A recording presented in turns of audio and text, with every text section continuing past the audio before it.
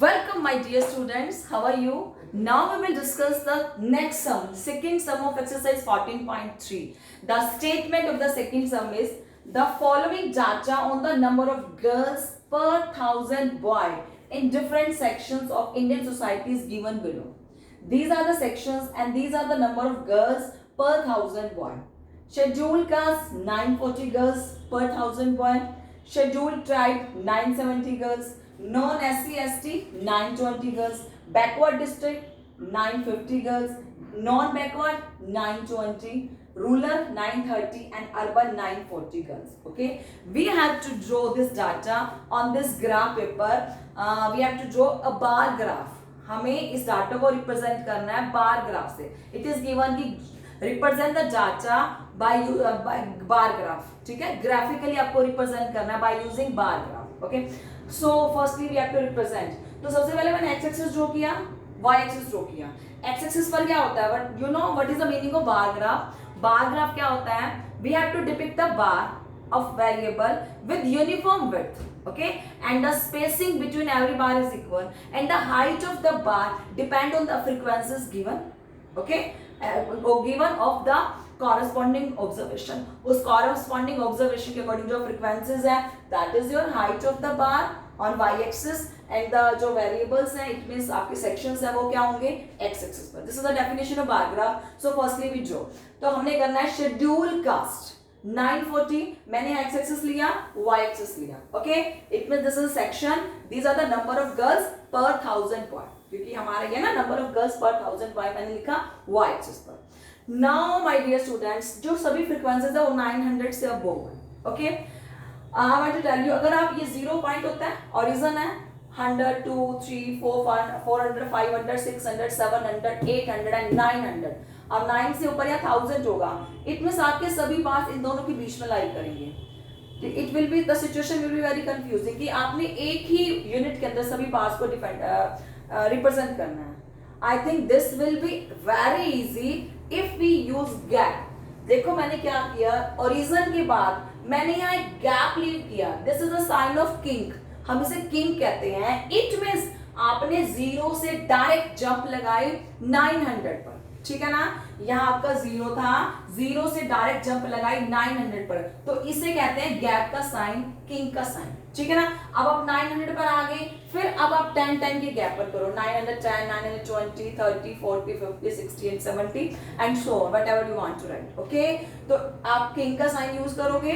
I think this will be very easy and as you wish you can use any. आप 100, 200, 300 से भी कर सकते हो. This is not wrong. This will be also right. But this will be very easy for you to represent the data bar graph. Okay, 9, 10, 920, 930 and so on. तो आपने 0 से direct 900 पर जंप लगाई, फिर आप अपने अपने नंबर स्टार्ट किए. ओके, तो फर्स्ट है शेड्यूल कास्ट. तो मुझे बार ग्राफ बनाना है equal spacing and equal uniform width. तो मैंने पहले स्पेस लीव किया, मैंने इक्वल स्पेसिंग पर ये लगाए हुए हैं. ठीक है, स्पेस लीव किया, फिर मैंने फर्स्ट लिया 940. तो 940 मेरा यहाँ है, तो अब मैं फर्स्ट अपना ले जाऊंगी 940 वाला. ठीक है, 940. तो आपने अपना फर्स्ट बार ड्रॉ किया 940 वाला and on the top of every bar you have to write the frequency also. आपने टॉप पर हमेशा फ्रीक्वेंसी लिखनी है. This is 940.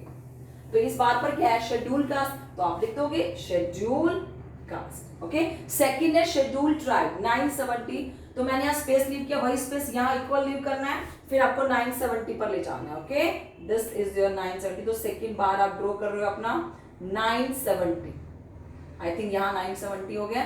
तो अब आपने यूनिफॉर्म वही सेम विड्थ लेनी है जो आपने फर्स्ट बार में ली थी. ओके, और आपने इस ग्राफ को कंप्लीट किया. This is your schedule tribe and on the top of अब you have to write 970. ठीक है ना. थर्ड है नॉन SC ST 920. तो 920 पर आपने क्या लिखना है, वही सेम गैप लीव करना है 920. ओके, 920 है ये, और आपने अपनी यूनिफॉर्म स्पीड वही सेम विड्थ सेम रखनी है. This is 920. This is non SC ST. आपने यहाँ बीच में ऑब्जर्वेशन लिख दी कि क्या ऑब्जर्वेशन है, किसका ये बार ग्राफ है. नेक्स्ट है बैकवर्ड डिस्ट्रिक्ट 950. तो अब आप 950 पर चलोगे. आपने 950 पे इसको बार को बनाना है 950. 950. I think this is the line of 950. Okay. अब आपने यहाँ बनाया 950. at the top of the आपको लिखना है 950. Top of the bar 950 and this is backward district. आप लिखोगे backward district. नेक्स्ट है आपका नॉन बैकवर्ड डिस्ट्रिक्ट 920. तो सेम है आपका 920. Non backward district 920. ओके. तो अब आपने अपनी इसकी विड्थ भी बनानी है 920. तो इसका क्या ऑब्जर्वेशन है? Non backward district. Non backward district. Okay. Then rural में कितना है 930. तो आपका ये इक्वल गैप लीव करना है. फिर आपने लेना 930. आई थिंक यहां तक जाएगा 930. ठीक है. तो अब आपने अपना गैप भी इक्वल मेंटेन करना है. This is 930. और आपका ये क्या है? रूलर. रूलर आप कंप्लीट लिख सकते हैं बिकॉज एक स्मॉल वर्ड है. And the next is urban 910. तो आपका ये अर्बन है 910. तो आपका यहीं पर हो गया. ठीक है ना. 910 आपने 910 लिया यहाँ.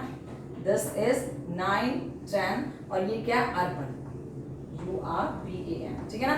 This is your bar graph. We have to represent this data on the bar graph on this graph by using bar graph. मैंने बार ग्राफ यूज किया, आपने डाटा को रिप्रेजेंट किया. Now it is very easy to understand. Okay.